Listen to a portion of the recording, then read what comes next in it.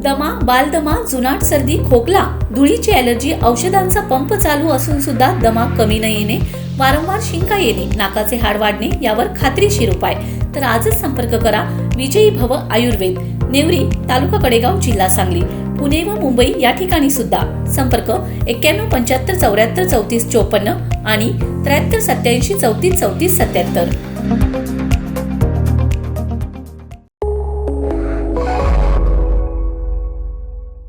नमस्कार, मी अरुण आणि आपण पाहत आहात 7 स्टार न्यूज. विटा शहर दिवसेंदिवस वाहतूक कोंडीच्या विळख्यात अडकत चालले.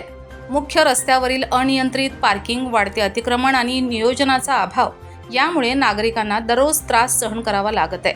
विशेषतः दगडी पाण्याची टाकी ते सेंट्रल हायस्कूल या मार्गावर परिस्थिती अधिकच बिकट झाली असून या भागात वाहतूक अक्षरशः ठप्प होत असल्याचं चित्र आहे. याच पार्श्वभूमीवर महाराष्ट्र नवनिर्माण सेनेचे तालुका प्रमुख साजिद आगा यांच्या नेतृत्वाखाली शिष्टमंडळाने आक्रमक भूमिका घेत विटा नगरपालिकेचे मुख्याधिकारी विक्रमसिंह पाटील आणि वाहतूक पोलीस निरीक्षक यांना निवेदन सादर केले.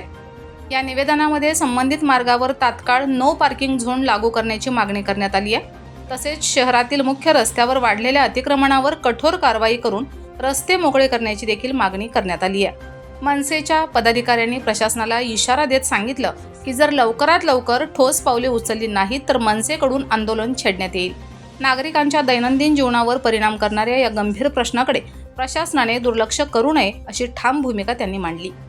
दरम्यान नागरिकांमधूनही प्रशासनाविरोधात नाराजी व्यक्त होत असून वाहतूक कोंडीमुळे शालेय विद्यार्थी, व्यावसायिक आणि रुग्णवाहिका यांनाही अडचणीचा सामना करावा लागत आहे. आता प्रशासन या निवेदनाची कितपत दखल घेते आणि शहरातील वाहतूक व्यवस्था कधी सुरळीत होते याकडे सर्वांचं लक्ष लागले. यावेळी अपुल बुधावले, चैतन्य गायकवाड, राज तुपे, प्रवीण कदम, किशोर राठोड, सुभाष वीर, अक्षय कुमटेकर उपस्थित होते. रमेश जाधव, 7 स्टार न्यूज, विटा.